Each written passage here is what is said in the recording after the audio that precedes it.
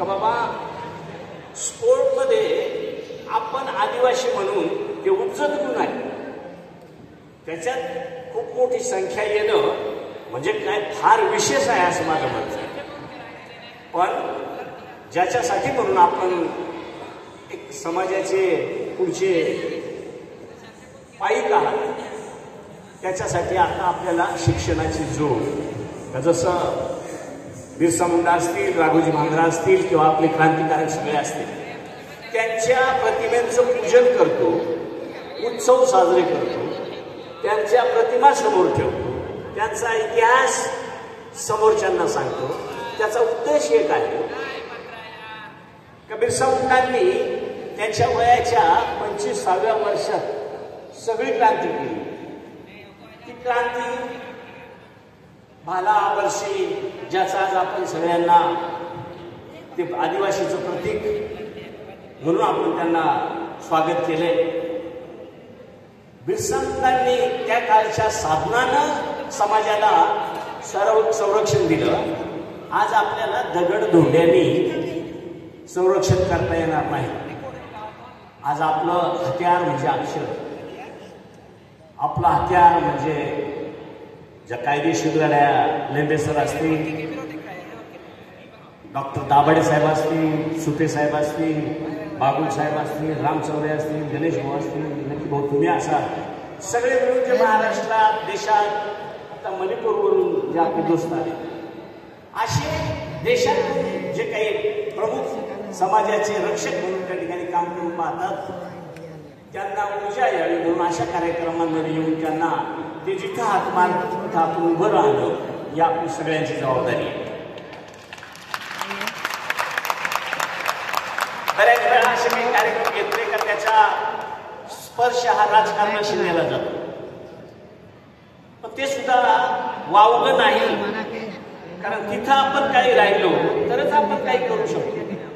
अन्यथा कायदेशीर असेल किंवा जमिनीवरचे असेल, या लढाया लढायच्या असतील तर आपल्याला सगळ्या ठिकाणी माणसं आपली असली पाहिजे. म्हणूनच डॉक्टर बाबासाहेब आंबेडकरांनी आपल्याला ते जे काही राजकारणात रिझर्वेशन दिले, म्हणून एकत्र लोक करणं याचा अर्थ प्रत्येक वेळेला किंवा प्रत्येक ठिकाणी आपण राजकारणासाठी समाजाला एकत्र करतो हे चुकीचं आहे. मी तर माझी एक कल्पना आहे, आतापर्यंत काय केलंय त्याचा पाढा मी वाचला, परंतु भविष्यात अजून खूप काही करायचं. जसं बोगसांचा प्रश्न आहे, आदिसंख्येचा प्रश्न आहे, बऱ्याचशा गोष्टी प्रत्येक वेळा स्टेजवर बोलून बोलून तेच तेच बोलून माझ्यासारख्याला तरी आता ते कमीपणा वाटायला आहे. म्हणून साठी आपण एक बैठक घेतली. सगळ्या ज्या संघटना असतील, महाराष्ट्रातल्या असतील, हळूसना आपण देशातल्या सुद्धा संघटना एकत्र करून एक विचाराची बैठक म्हणून त्या ठिकाणी घ्यावी. जसं तर जे बोगसांचा किंवा आदिसंख्येचा जो प्रश्न चाललाय तो वर्षानुवर्ष चालू आहे, पण त्याला पूर्णविराम नाही. म्हणून तो पूर्णविराम कशा पद्धतीने मिळेल याच्यासाठी संघटनेकडून काही मार्गदर्शन घेऊ, काही संघटनेचा आधार घेऊ.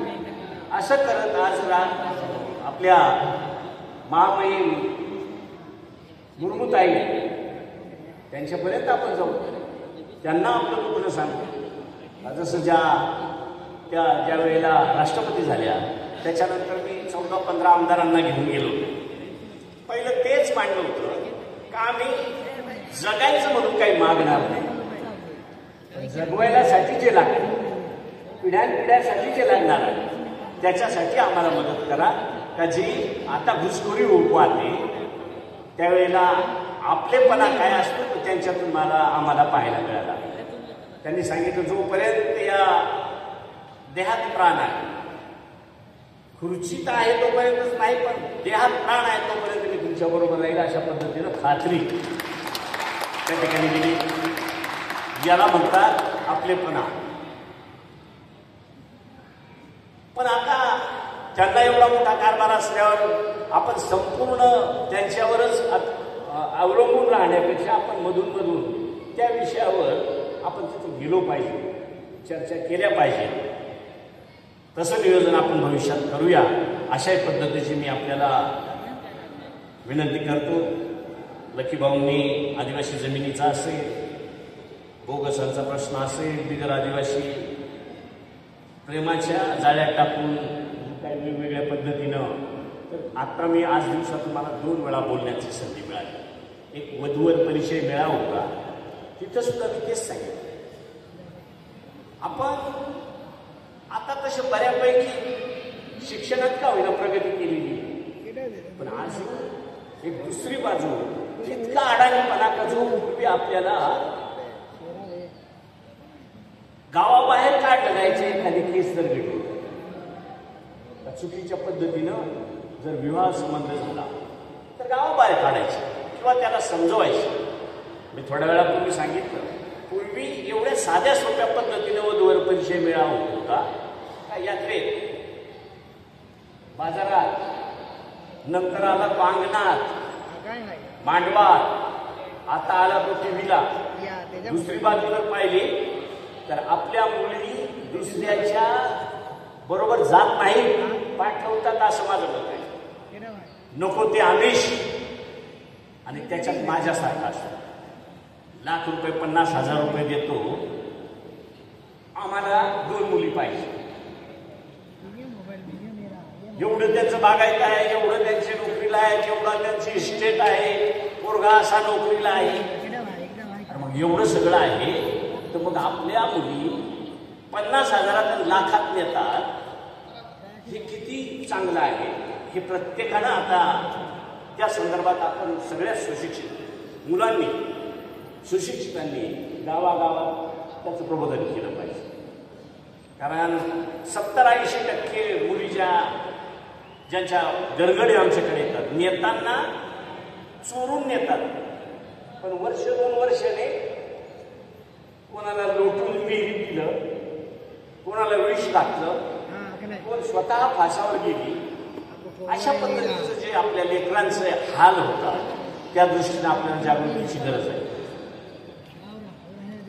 मी आपल्या सगळ्या तरुणांकडून ती अपेक्षा निवड तुमच्याकडूनच नाही, तर आम्ही एक पाऊल तुमच्या पुढे राहण्यासाठी सुद्धा माझा तरी प्रयत्न राहील. तुम्ही शाळेच्या संदर्भातलं, वसतिगृहांच्या संदर्भातलं, पंडित दीनदयाळच्या संदर्भातलं खूप सारे विषय दिले, त्याचे आपण पाठपुरावा करतोय का? जे शहराला आहे ते ग्रामीणला सुद्धा दीनदयाळच्या माध्यमातून, तालुक्याच्या गावाला किंवा जिथं कॉलेजेस असतील, जिथं नर्सिंग असतील, जिथं ITI असतील, तिथं ज्या मुलांना वसतिगृहाला नंबर लागला नाही किंवा त्याला प्रवेश मिळाला नाही मिळाला, पण तो शिकतो, तर त्याला तो खर्च दिला पाहिजे. अशा पद्धतीची मागणी आपण सातत्यानं करतो.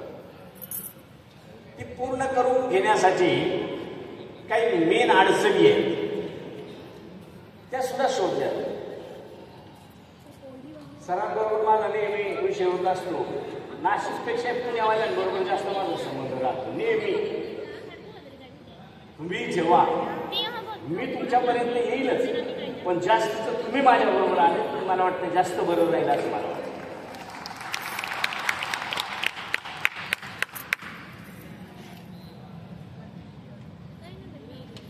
का जे पुण्यावाल्यांच्या बरोबर राहून मी नेहमी जी चर्चा करतो, का आपल्याला सांगायला फक्त स्वतंत्र बजेट 9.35% स्वतंत्र बजेट, आणि ते बजेट देण्याच्या पाठीमागचा उद्देश, धोरण ज्या त्यावेळेला ठरला असेल, त्याची पायमल्ली होताना आता पाहिली. का जो 9.35% हा फक्त आपल्या शिक्षण असेल किंवा आपलं आरोग्य असेल, आपला आर्थिक सामाजिक सगळा दर्जा उंचावा याच्यासाठी ते स्वतंत्र बजेट दिलं होतं. परंतु आजच्या मितीला आस्थापना पूर्वीची जनरलमध्ये होती. जो नोकरांचा पगार वगैरे आहे तो पूर्वी जनरल बजेटमध्ये दिला जायचा, तो आता आमच्या बजेटमध्ये, आपल्या बजेटमध्ये. त्याच्यानं सुरुवात झाली 465 कोटीने. पहिल्या वर्षी गेला 465 कोटी, 15-16 3400 कोटी पगारावर, 3,500 रुपये निव्वळ आपल्या लोकांच्या पगारावर जातात. आणि याचा परिणाम हळूहळू इतर डेव्हलपमेंटवर लागलाय. म्हणून सातत्यानं आम्ही प्रयत्न करतो.